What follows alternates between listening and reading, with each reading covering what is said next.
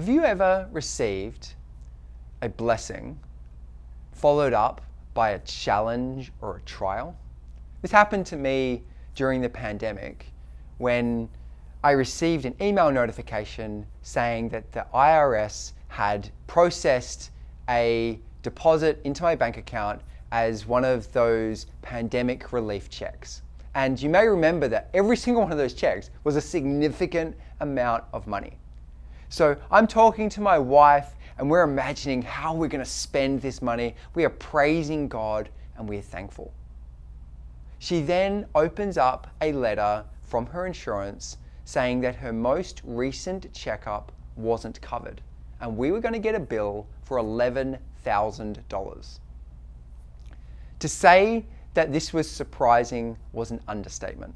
I'm not proud of the fact that I went from worshiping God to being afraid for our finances. I went from having a posture of gratitude to a thought process of fear.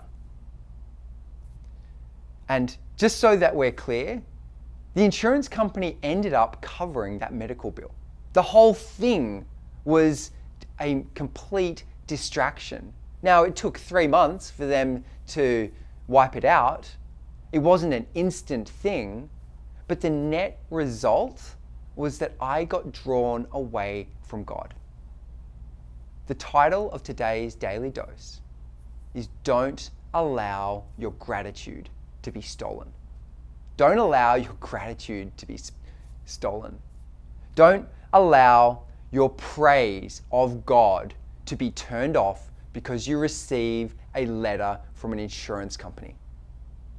How many times do we thank God when things are easy and then we forget to thank Him when things are hard? As if the value that God brings into our life, the value of salvation, being filled with the Holy Spirit, the communion of the saints, as if these things are somehow affected by an administrative mistake in an insurance company.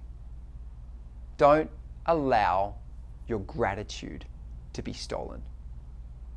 As you go about today, I encourage you, worship God with your life, and if things are hard, worship God with your life.